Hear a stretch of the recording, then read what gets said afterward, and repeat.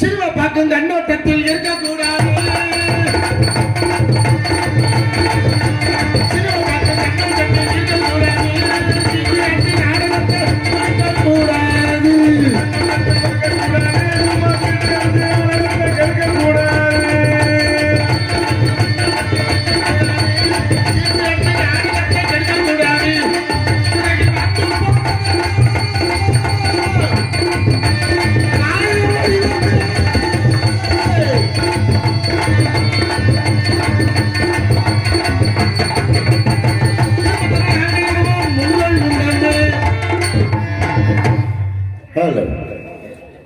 Base ஓவரா இருக்க short பேச பூரா புரிஞ்சுட்டு ஷார்ட் பண்ணுங்க. கம்ப்ளீட் பேஸ் கொடுங்க. ஹலோ அப்படி இருக்கணும் எனக்கு பெற்றது.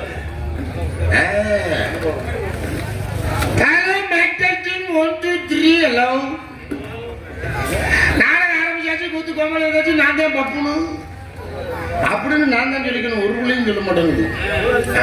பப்புன்னு வந்துருச்சுன்னா புள்ள வெளியில வந்துடும். ஒப்பத்தாவுக்கு புள்ள வரும். அப்பத்தாவுக்கு தான் வரும். அப்பத்தாவுக்கு தான் புள்ள வரும். அப்பத்தாவுக்கு புள்ள வந்ததுனால நம்ம வந்தோம். அப்புறம் ஆமா டான்ஸ்கார பொம்பளை பிள்ளை இப்போ வந்துடும். ஆனா பொம்பளை பிள்ளை பாவாடை சட்டை இல்லாம நிக்குது. அதோட கட்டி விட்டாப்பா. அதோட உங்க கண்ணு அமைஞ்சு போயிருக்கும்.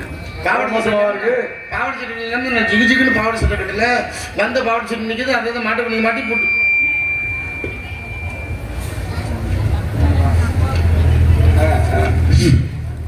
அதாவது மாட்ட வண்டி மாட்டி போட்டு வண்டி போட்டு சொருக வண்டி சொருகு குத்த வண்டி குத்தி வைக்க வண்டி வச்சு வெளியில வரணும். அதுக்கு முன்னாடி பப்ளிக்காரங்க தாக்கல் சொன்னது இயற்கை அவங்க நேரத்தில் வந்துருவாங்க.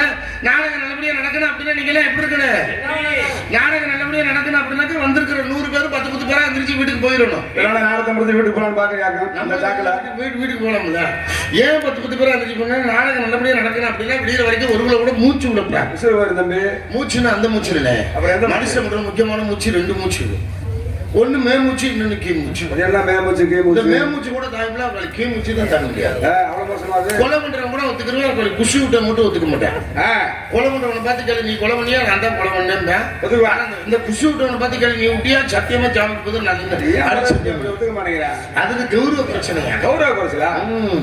இதுல விட்டவனை கண்டுபிடிக்க முடியாத மாதிரி விட்டவனை தான் ஈஸியா கண்டுபிடிக்கலாம். அப்படியா? அவன் தான் முத நாறுதும்பேன். அந்த மாதிரி விஷயம் இல்லாம நாடகத்தை முறையாக எதிர்பார்த்துக் கொண்டிருக்கும் பெரியவர்களே தாய்மார்களே என்னுடைய நாடக ரசிக பெருமக்களே சிறுவர்களை கல்லூரி மாணவர்களே என் போன்ற இளைஞர்களை எழுத்தாளர்களை கடமையை கண்டுகிறதுமாய்